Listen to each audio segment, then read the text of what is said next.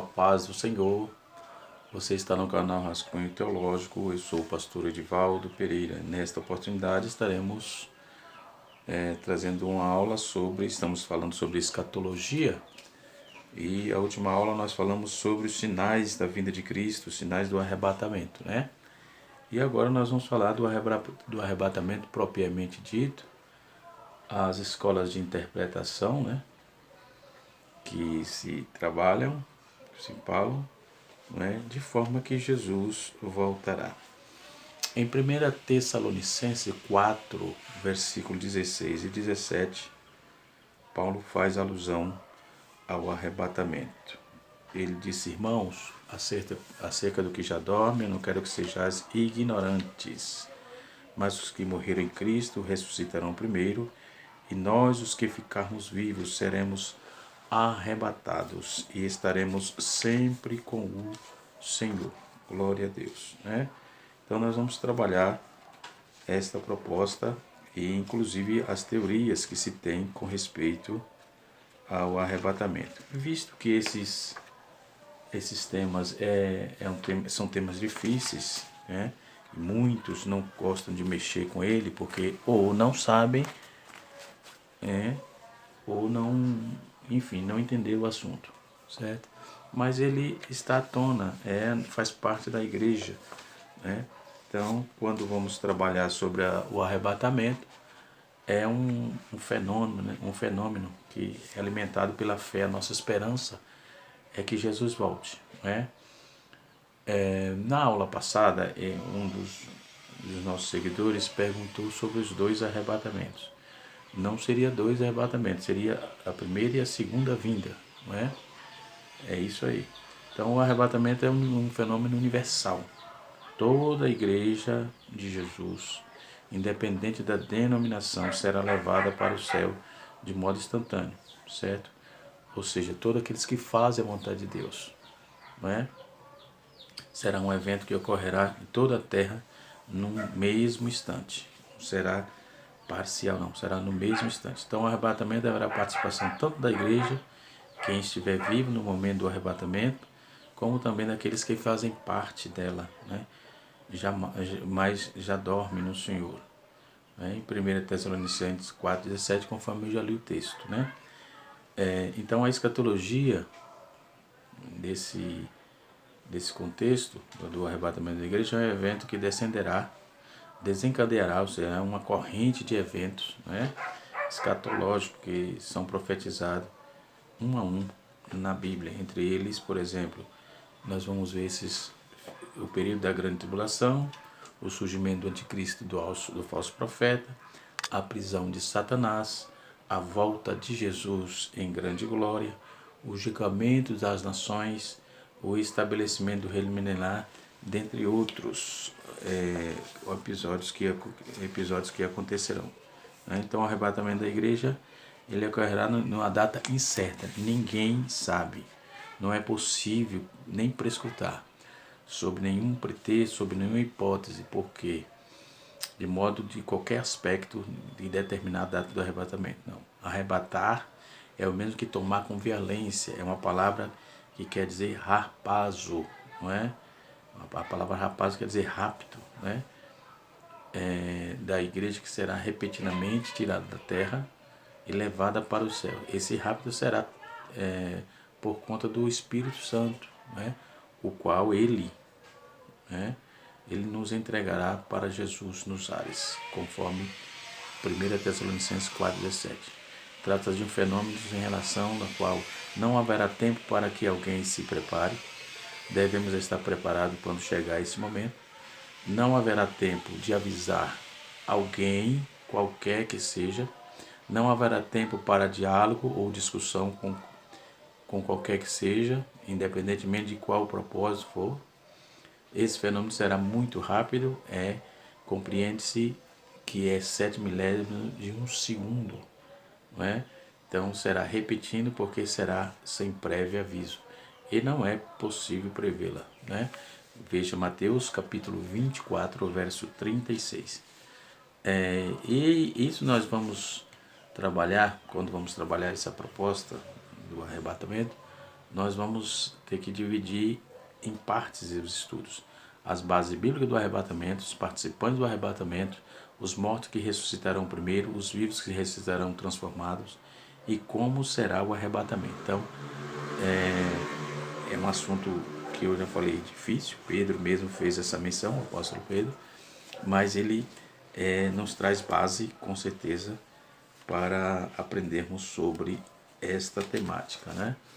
Então nós vamos trabalhar essas bases aí. Quando vamos trabalhar as bases bíblicas para o arrebatamento, é amplamente difundido na Bíblia, ou seja, defendido, que é a passagem que Jesus vem para buscar o povo que ele comprou com seu sangue. Vamos ver 1 João, capítulo 14.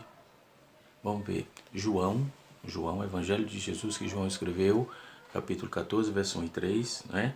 Aqui o próprio Jesus é quem fala aos seus discípulos, após confrontá-los, né, com uma palavra amiga, confortá-los com uma palavra amiga, esclarecedora sobre o lugar para onde iriam, né? Não se turbe o vosso coração, credes em Deus, crede também em mim. Na casa do meu Pai há muitas moradas, né? Quando eu for e vos preparar lugar, voltarei e vos receberei para mim mesmo, para que onde eu estiver, estejais vós também. Lembrando que esse texto, Jesus diz assim, na casa do meu Pai há muitas moradas. Então já tem morada lá.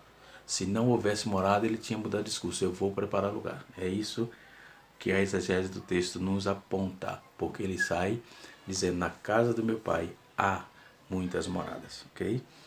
Então Paulo, em Tessalonicenses, capítulo 3, verso 2, verso 20 e 21, Paulo ensina aos filipenses sobre a prática, sobre a nossa pátria, né, definitiva, que está no céu, de onde virá Jesus para nos levar, né? No versículo 20, Paulo diz assim, no capítulo 3 de Filipenses, pois a nossa pátria está no céu, de onde também aguardamos o Salvador, o Senhor Jesus Cristo. No versículo 21 do capítulo 3 de Filipenses, o qual transformará o nosso corpo de humilhação para ser igual ao corpo de sua glória, segundo a eficácia do poder que ele tem de até subordinar a todas as coisas, certo? Então, nossa cidade está no céu, de onde também espera o nosso Senhor. Isso é importante. Então, nosso lugar não é aqui, estamos aqui como peregrino, né? Então, podemos aprender com esses textos bíblicos, né, que são irrefutáveis. Em Efésios capítulo 2, verso 8, Paulo diz assim, porque pela graça sois salvos por meio da fé, isso não vem de vós, é dom de Deus. Então a esperança de irmos para o céu com Jesus é a base de nossa fé. A salvação é a consequência direta do amor de Deus, né, que diz que ele nos amou primeiro de maneira tal, nos amou de maneira tal que enviou seu Filho, não é? Conforme está escrito em João 3,16, que é um célebre texto, todo mundo conhece, né? Já em 1 Tessalonicenses 4, verso 16 e 17, Paulo ensina que ele foi mais quem ensinou sobre o arrebatamento da igreja, tendo recebido diretamente do Senhor. Ele diz assim, porque o Senhor mesmo dá a sua palavra de ordem, ouvida a voz do arcanjo, ressoada a trombeta de Deus, descerá dos céus, os mortos em Cristo ressuscitarão primeiro, depois nós, os vivos, seremos arrebatados juntamente com eles, entre nuvens, para o encontro com o Senhor nos ares, e assim estaremos sempre com o Senhor. Aqui nós temos ensinamentos minuciosos e importantes, né, com respeito ao arrebatamento, onde temos a visão panorâmica de que Jesus pessoalmente vem buscar a sua igreja e fará com a voz do arcanjo e com a trombeta de Deus, certamente após a morte de Cristo, né, que se acha no paraíso, e os que esperam vigilante a sua vinda, que ouvirão a voz do arcanjo e a trombeta de Deus. Os vivos serão transformados porque esse corpo é corruptível e a carne e o sangue não podem entrar no estado eterno. É bom que lembremos disso. No instante subsequente à ressurreição dos mortos, os vivos serão transformados e todos juntos subiremos ao encontro do Senhor. A partir desse instante, estaremos para sempre com o Senhor. Em Lucas capítulo 12, versículo 36, 34. Aliás, Lucas 12, capítulo 35 e 36, fala da vinda do Senhor, também no arrebatamento, que é imprevisível, portanto, é inesperada e não se pode prevê-la. A Bíblia diz que Jesus vem como alguém que está por vir, mas não deu nenhuma pista sobre quando virá. Então temos em Lucas capítulo 12, verso 35 a 48, a parábola do servo vigilante, dos quais aí ele nos aponta que no versículo 35 ele diz assim: cingindo sejam vossos corpos, acesas e acesas as vossas candeias. No versículo 36 de Lucas 12, sede vós semelhante aos homens que espera pelo seu Senhor. Ao voltar, ele dá as festas do casamento, para quando vier bater a porta, logo lhe abram. Então, há textos de vigilância permanente aqui para que entendamos aí as propostas de Deus. Então, dentro desse contexto, nós temos que esclarecer aqui que Jesus virá nessa terra 2 vezes, separada entre si no espaço de 7 anos. Então, vamos chamar de primeira a vinda, vamos chamar a vinda para o arrebatamento de primeira vinda e a vinda para a instalação do milênio de segunda vinda. Arrebatamento primeira, instalação do milênio segunda.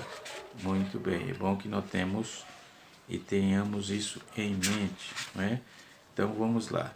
Jesus em sua primeira vinda, né, ele vem para arrebatar sua igreja, lembrando que as coisas que envolvem alguma violência, além de rapidez, nesta vinda ele não chegará à superfície dessa terra. Ele não será visto, né? Ele voltará das nuvens e nós encontramos com ele nos ares. Então seremos transportados nos ares pelo Espírito Santo e tal. Ele virá como ladrão de forma inesperada, de forma repentina, conforme 1 Tessalonicenses, capítulo 5, versículo 2. O texto diz assim: Pois vós mesmos estáis inteirados com precisão de que o dia do Senhor vem como ladrão de noite. Isto quer dizer que nunca sabemos qual é o dia que o ladrão vem à noite. Então, precisamos estar vigilantes. Jesus vir como ladrão nos parece com uma comparação também agressiva, né? Um pouco agressiva. Mas em Tito, no capítulo 2, versículo 14, né, diz que a razão do crente viver de qualquer maneira não subirá consigo, ou seja, não pode viver de qualquer maneira, tem que viver esperando o Senhor. Ele diz que ele vem buscar um povo seu, especial, zeloso e de boas obras. Tito 2, verso 14. E será uma vinda que nos dará o seu galardão. Mateus 16, verso 27. Um copo de água não ficará sem galardão. Né? Vale a pena aí, então, ser fiel ao Senhor, certo? Então, Jesus nos ensinou sobre a sua vinda, dividida em 2 fases. Vamos lá: o arrebatamento dos santos e a instalação do milênio, conforme eu já disse, né? Então, vamos nessa. Primeiro, o arrebatamento dos santos. A primeira vinda de Jesus será para o arrebatamento dos seus santos. Ele será discutido aqui dentro desse canal. Nós estaremos tratando disso. Nesta vinda de Jesus, Jesus irá para levar apenas os seus, para que esteja sempre consigo. João capítulo 4, verso número 1, João capítulo 14, verso 1 até o verso 3. Nessa vinda de Jesus, ele também distribuirá o galardão que tem para dar a cada um, segundo as suas obras. Colossenses capítulo 3, verso 23 e 24. Em Lucas capítulo de número 14, verso 14. Apocalipse capítulo 22, versículo 12. Hebreus capítulo de número 11, versículo 6. 1 Coríntios capítulo de número 3, versículo 8. Lucas capítulo 6, versículo 35. Mateus capítulo 10, verso 41. Mateus capítulo 5, verso 12. E complemento com Isaías capítulo 40, verso 10. Então, temos aqui um vasto número de texto bíblico que nos garante, né, e nos embasa sobre isso. Então, sobre o galardão, aí vamos ter que ver, ele vai nos dar sobre o galardão, né? Vai nos dar o galardão. No reino milenar, que é a segunda vinda, nós vamos ver que a segunda vinda de Jesus será aquele que ele vem para levar Israel das mãos do anticristo. Esta vinda ocorrerá por volta de 7 anos após o arrebatamento. Durante esses 7 anos haverá na terra um período da tribulação, sob o domínio do anticristo, falso profeta, enquanto a igreja estará no céu. Daí vêm as anomalias e pensamentos de escolas teológicas. Nós vamos tratar, querendo ou não queria muito mexer com isso, mas não tem como fugir dessas discussões, visto que o tema está dentro do contexto, né? Então não podemos fugir muito destas demandas, ok? E tratarei aqui com bastante cuidado e lisura com respeito a essa situação. Primeiro, nós vamos para a teoria do arrebatamento pós-tribulacionista. É uma teoria que tem ganhado espaço, né, nos presentes, como explicação do momento da translação de Cristo, da igreja, no período tribulacional. É a teoria do arrebatamento pós-tribulacionista, que ela diz que a igreja continuará na terra até a segunda vinda. No final desta presente era, será levada às nuvens para encontrar com o Senhor nos ares, né? Que o Senhor é aí vindo do céu segundo o advento, para retornar imediatamente com ele. Então, tem um comentarista chamado Weiser, um dos principais expoentes dessa teoria, que declara assim na sua posição: a igreja não será retirada da terra até o segundo advento de Cristo, bem no final desta presente era. O arrebatamento e o aparecimento ocorre no mesmo momento da transição. Consequentemente, o cristão desta geração será exposto a aflições finais sobre o anticristo. Alexander Rizek, ele vai trabalhar essa proposta aqui sobre o advento de Cristo, né? O aparecimento e advento de Cristo. Qual é a base essencial para essa doutrina, para esse ensinamento? Antes de examinar todos os argumentos usados pelos defensores dessa posição, nós vamos ter que observar as bases essenciais pelas quais repousa o pós-tribulacionista. Primeiro, o pós-tribulacionista precisa basear-se numa negação do dispensacionalismo e de todas as distinções dispensacionalistas. Só assim poderá colocar a igreja naquele período em que particularmente chamamos de tempo de angústia de Jacó, conforme está escrito em Jeremias 30, verso de número 7. Segundo, consequentemente, a posição pós-tribulacionista repousa na negação das distinções entre Israel e igreja. Terceiro, a posição precisa repousar na negação do ensino bíblico, certamente a natureza ao período do período tribulacional. Embora as escrituras usem termos como ira, julgamento, indignação, provações, problemas, destruição para descrevê-las, e declara que o propósito divino desse período é derramar o julgamento sobre o pecado. Os defensores dessa posição têm de negar o ensinamento essencial da palavra, né? Então, os pós-tribulacionistas precisam negar todas as distinções observadas nas escrituras entre o arrebatamento e o segundo advento, né? Fazendo dos dois um só, o mesmo acontecimento. Então, os pós-tribulacionistas precisam negar também a doutrina da imanência e da iminência, que diz respeito ao Senhor Jesus, que pode voltar a qualquer momento, substituindo-a pelo ensinamento de que vários sinais devem ser cumpridos antes da vinda do Senhor. Então é um problema, né? Defender essa doutrina é complicado, né? Então, esse tipo de ensinamento. Então, o pré-tribulacionista nega qualquer cumprimento da futura profecia de Daniel capítulo 9, verso 24 a 27, alegando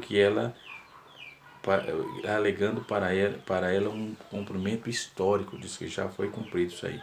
Então, os pós-tribulacionistas também precisam aplicar à igreja grandes passagens das Escrituras que esboçam o plano de Deus para Israel. Mateus capítulo 13, Mateus capítulo de número 24 e 25 e Apocalipse capítulo 4 até o capítulo 19, a fim de manter aí suas concepções. Observando assim, essa que a posição se apoia essencialmente num sistema de negação das interpretações sustentada pelos pré-tribulacionistas, e não a exposição verificável das escrituras. Então eles tentam contrapor, né?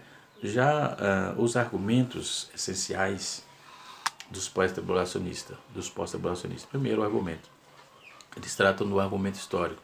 Existem vários argumentos dos quais se apoia no pós-tribulacionismo. Primeiro, é um argumento histórico. Sua posição é que o pré-tribulacionista é uma doutrina nova, surgida nos últimos 100 anos. Consequentemente, deve ser rejeitada e não é apostólica. Segundo Rizzi, Alexander Rizzi, ele trabalha isso. Em torno de 1830, nova escola surgiu dentre os pré-tribulacionismos ou pré-milenismo, buscando derrubar o que desde a era apostólica tinha sido considerado por todos os pré-milenistas, resultando do estabelecimento a instituir em seu lugar uma série de doutrina que nunca tinha sido ouvida antes. A escola a que me refiro é a dos os irmãos de Plymouth, no caso, que foi fundada por John Nelson Darby, né? Cameron, que é um outro comentarista, fala da mesma linha. Agora, devemos lembrar que antes dessa data, nenhuma pista de qualquer tratamento dessa crença pode ser encontrada. Isso são as defesas, os argumentos dos pós-tribulacionistas, lembrando, ok? Não estou defendendo lado agora, estou citando, né? Na literatura cristã de Policarpo em diante, certamente uma doutrina que não encontra expoentes em defesa de toda a sua história literária, da literatura do cristianismo. Por 1800 anos, desde a fundação da igreja, a doutrina nunca foi ensinada por um pai ou mestre do passado da igreja, porque não apoiá-la em um comentador ou professor da língua grega, em nenhuma escola teológica até a metade do século XIX. E não tem um amigo mesmo que mencione o seu nome entre mestres ortodoxos, entre outras seções heréticas do cristianismo. Tal doutrina, sem pai e nem mãe, quando se ergue ele exigindo aí aceitação universal, deve ser submetida a minucioso exame antes de omitir ou ser tabulada aí por parte da fé entregue que uma vez foi dada a todos os santos, né? Robert Cameron, né? Quando ele vai trabalhar sobre as escrituras e a vinda de Jesus, ok? No seu livro a escritura e a vinda do Senhor Jesus, né? Na sua página 72 e 73.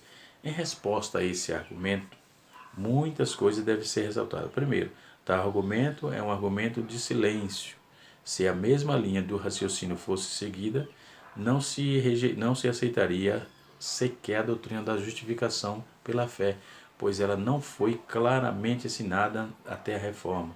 A incapacidade de discernir o ensinamento da Escritura não anula o ensinamento, né? A igreja primitiva vivia à luz da crença do iminente retorno de Cristo, né? Sua expectativa era de que Cristo poderia retornar a qualquer momento. O pré-tribulacionista é a única posição coerente entre a doutrina da iminência ser um argumento. O pré-tribulacionista é a única posição coerente com a doutrina da imanência. Se um argumento silencioso for seguido, o peso da evidência favorece a visão pré-tribulacionista. Terceiro, observe-se que cada era da história a igreja foi permeada por certas controvérsias doutrinárias, que se tornou objeto da discussão, revisão e formulação, até que ocorresse a aceitação geral do que as escrituras ensinavam. Todo o campo teológico foi então formulado através dos séculos, né? Não foi senão no último século que a escatologia se tornou questão para a qual a igreja voltou a atenção. Isto foi bem desenvolvido por Orr, que escreveu assim: Jesus já lhe ocorreu que existe um paralelo singular entre o curso histórico do dogma, por outro lado, a ordem científica dos livros da teologia sistemática de outro. Então, a história do dogma, como você vê, repentinamente discorre descobre é simplesmente o sistema teológico da teologia espalhada através dos séculos. Isso não apenas diz respeito ao assunto geral, né? Mas até mesmo com respeito à sucessão definitiva das partes, né? De suas partes. Uma coisa penso, isso mostra inconfundivelmente, ou seja, que nenhum dos dois arranjos é arbitrário. Existe uma lei e um raciocínio que o apoia, né? E outra coisa é que se impõe sobre a lei desses dois desenvolvimentos lógico e histórico, entendeu? E assim sucessivamente. Dentro dessa visão, nós vamos ver o argumento contra essa questão de imanência. Riese, ele é um dos Alexander Riese é um dos camaradas que trabalha ferrenhamente contra a doutrina do pré-tribulacionista, né? Nós temos aí a promessa da tribulação, certo? Para começar. O terceiro grande argumento do pós-tribulacionista baseia-se na promessa da tribulação dada à igreja. George Rose, que é um outro, ele fala da tribulação, interpretando a tribulação, né, um livro que ele tem, a passagem de Lucas, capítulo 23, verso 27 a 31, e Mateus 24, verso 9 a 11, né, que são dirigidas a Israel, e que lhe promete a tribulação, são usadas para provar que a igreja passará pelo período da tribulação. Além disso, trechos como João 15, verso 18 e 19, João 16, verso 1, 2 e verso 33, que são dirigidas à igreja, também são usados. Seu argumento, que é à luz dos tais promessas específicas, é impossível dizer que a igreja será arrebatada antes do período tribulacional. São argumentos que os pós-tribulacionistas usam, né? E assim sucessivamente. É um conteúdo muito vasto, né?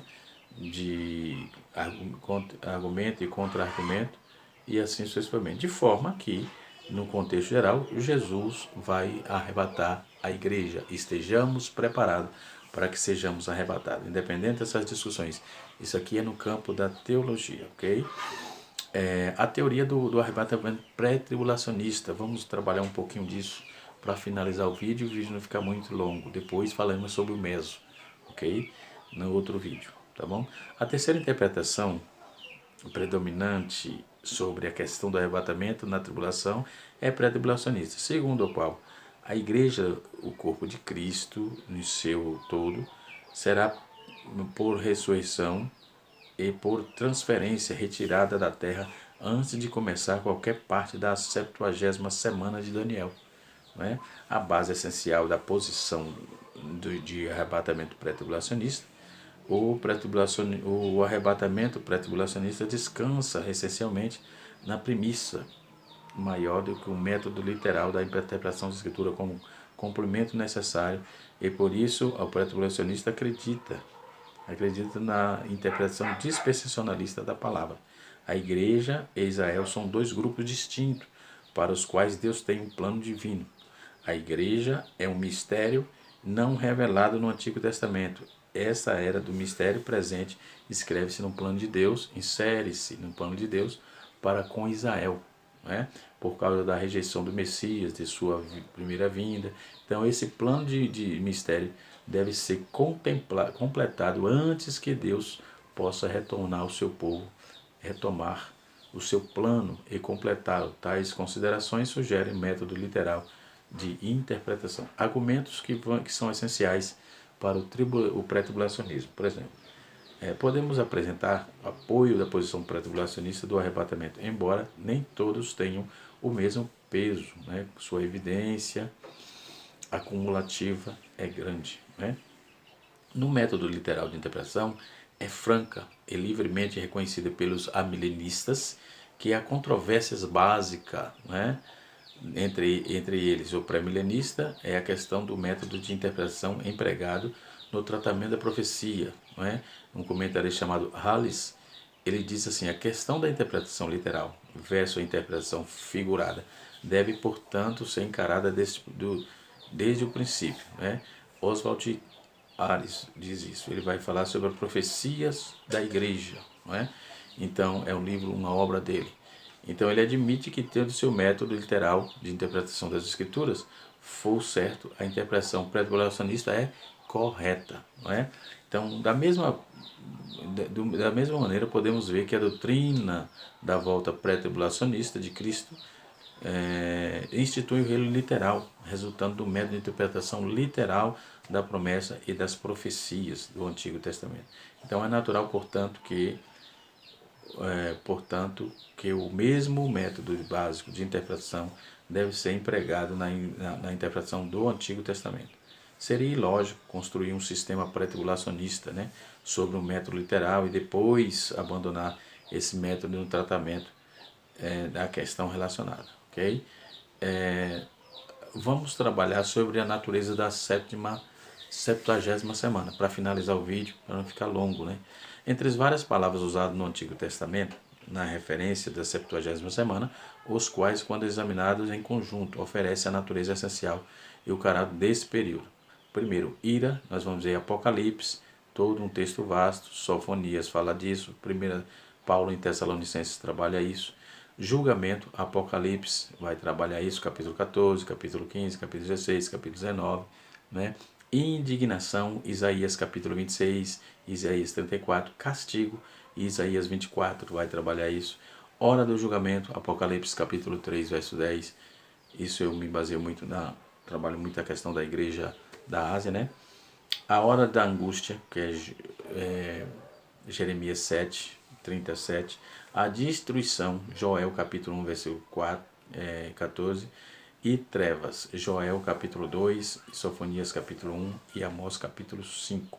Né? Então nós vamos entender claramente que a natureza da tribulação, que é a ira divina, conforme está escrito em Apocalipse. Então observe que ele trabalha todo o julgamento divino, não é? O julgamento de Deus em nosso lugar, portanto nós é que estamos nele, seremos julgados. A antítese de 1 Tessalonicenses 4, 5, 9 é uma evidência conclusiva disso, porque Deus não nos destinou para a ira, mas para alcançar a salvação mediante o nosso Senhor e Salvador Jesus Cristo, entendeu? Então eu fico por aqui, na próxima aula terminaremos a tratativa dessa demanda. Deus abençoe a todos. Canal Rascunho Teológico ensinando para transformar vidas. Falamos sobre o arrebatamento, a primeira e a segunda vinda e as duas teorias, né, sobre o pré e o pós-tribulacionismo. Tá certo? Deus abençoe. Deixe seus comentários. Se você gostou, deixe seu like. Compartilhe esse vídeo para que alcance mais pessoas para o conhecimento da Palavra de Deus.